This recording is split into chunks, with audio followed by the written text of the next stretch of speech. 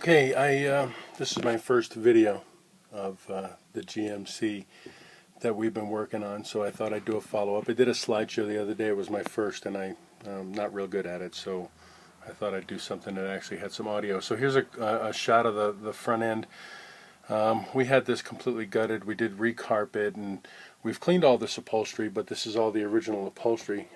Sorry, I got a bit of a mess. So we have removed the dinette that was over here, and we opted for the L-shaped sofa, which was really easy to use.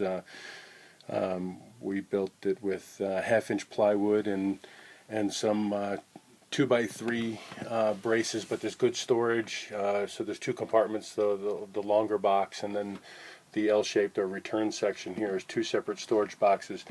And we built it to maximize the seating over here. The cushions don't exactly fit, but when we reupholster someday, we'll get cushions that are better suited for the shape. And then over here we did the same thing. We built the replacement box on the bottom, but utilizing the same double bunk bed type setup that was already here. So that's still functional, although I don't anticipate using it. The seat boxes, I'm not real fond of this tandem seat here. My wife likes it. We're going to give it a try, and it really encroaches on the walking space, and of course the serviceability of the engine is somewhat inhibited, but it is only 4 bolts to remove, so if we get to that point, I guess I can deal with that. I would like, if anybody out there happens to have one, I would like a factory seat box. This was installed by a previous owner, and it's junk, really. So I'd like an original seat box. If anybody happens to have one or know where I can track one down, please send me some information. I will buy it. Want to replace that. But in any event, the dash is pretty much stock. Nothing changed there. Everything does function. My air ride system works great. Those 2 toggle switches under there are no longer functional. It was for a third tank that was very poorly installed, so I removed it. It was more of a hazard than any kind of an advantage here. We've still got trim to put up around the windows, but I'm building blind valances, and I want to pull those windows and reseal them, so we haven't gotten to that yet. And then we put a new countertop down, modified this side panel so it came up and became a stop for the side of the counter, and we're going to be replacing the yellow, or repainting, I think.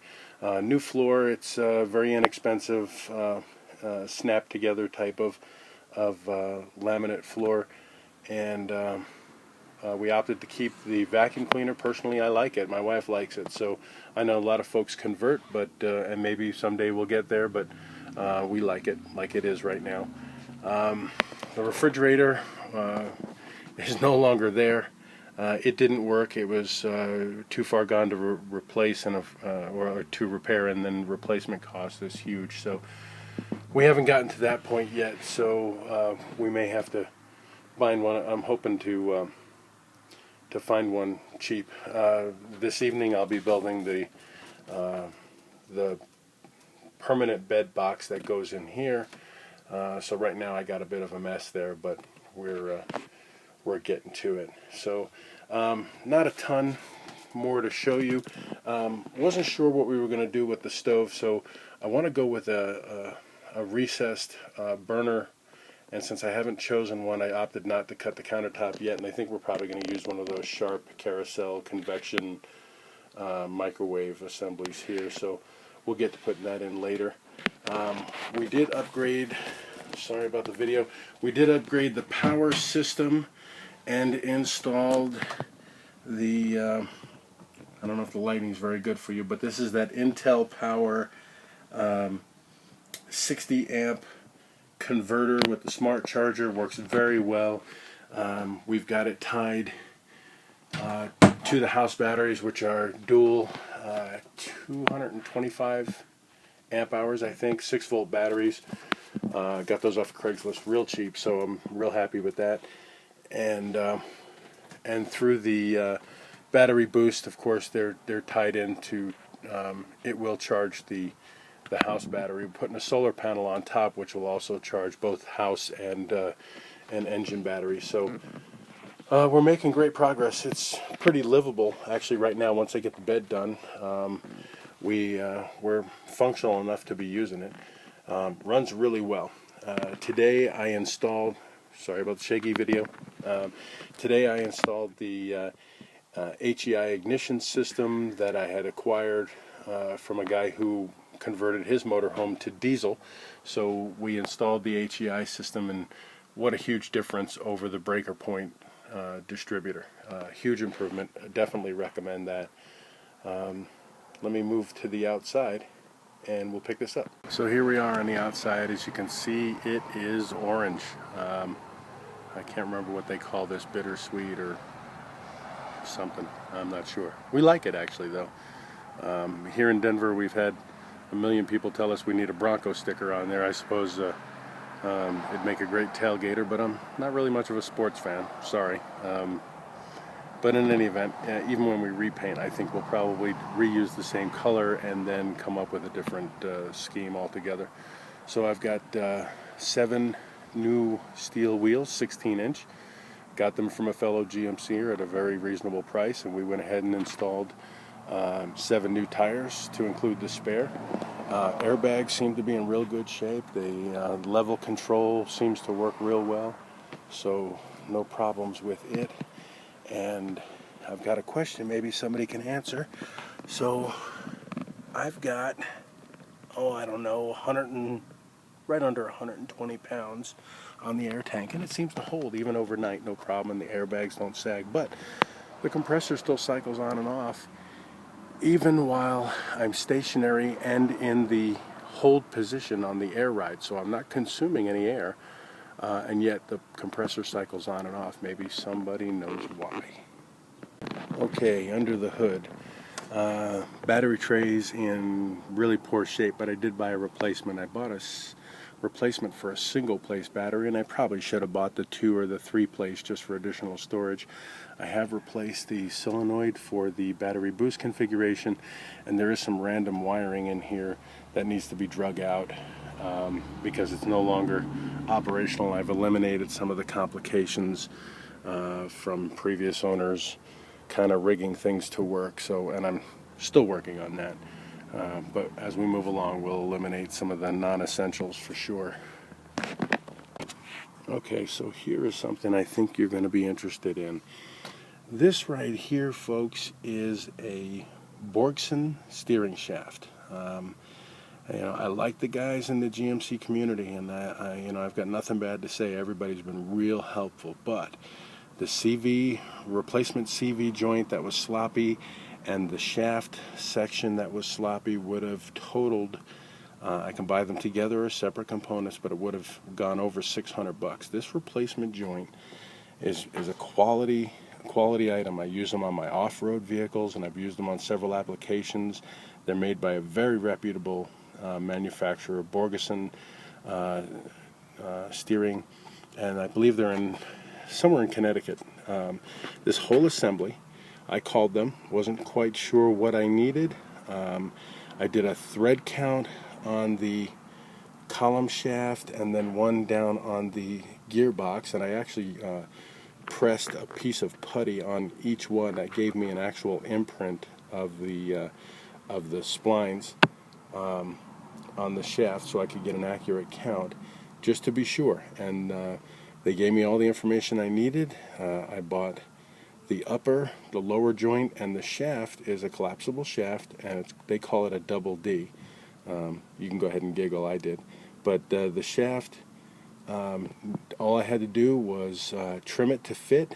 I ended up taking about 14 inches total off of the shaft because they sell it in several universal sizes. And the shaft works perfectly, very smooth. It has greatly enhanced my steering. I don't think I've got any other play anywhere else. And I had a buddy in the local GMC Mountaineers take it for a ride, and he said it's firmer steering than his is, and he drives his all over the country. So I'm very happy with this steering shaft. $260 delivered to my house. $260. That's less than half. And from talking to Jim in Florida, he said since those original factory parts are getting hard to find, other viable options would be useful to the community. So keep that in mind, folks. Borgson Steering Shaft, and you can call them and give them my name, Jim Fawcett, and tell them that you want what I ordered, and that you should be able to get the parts exactly like I did. So another picture of the outside of the coach, typical smoke or haziness around the edges of the windshield, but they don't leak and everything's fine. There's no cracks and no damage, so I'm not going to worry about that too much right now. 5-year collector plates, definitely would recommend that. You're emissions exempt for life, here in Colorado anyway. So the paint's not in bad shape. If you'll notice the gray tape, that's to avoid any water getting in the system until I can get that resealed. But somebody went for the aftermarket heater and abandoned this old spot here, so I'll be eliminating this one when we repaint someday. House power, everything works fine. The generator starts right up, so real happy with that. And overall, it's in pretty fair shape. I know lots of folks I've looked at, their headliners were leaky and saggy and all kinds of issues. I don't think this has had a lot of water issues, just around the two big front windows. When I gutted it completely, that's all I found was damage to the side panels on the interior right at both large windows. Other than that, it was pretty tight. Now this is the original paint, the original gel coat, and it's still got a shine to it, but trust me, it took some elbow grease to get it there. So that's it, guys. One last shot from a distance, because my iPad definitely doesn't want to zoom in or out. So that's it from a distance. Oh, my front suspension, buddy here, Jim, was doing some measurements for me, and I guess these normally ride at about 12 inches, but the rear of my coach, in order to sit with the front of the coach, has to sit at about 14.5 inches. From the marks on the frame, and I think somebody has tweaked the pork chops to get more clearance on the front, so hence the back needed to be raised to ride true and stable. I think in a nose high position, I think the coach tends to be a little squirrely, but otherwise, we're happy with it. We're making great progress, and we're looking forward to start using it. That's it for now. I'll send more.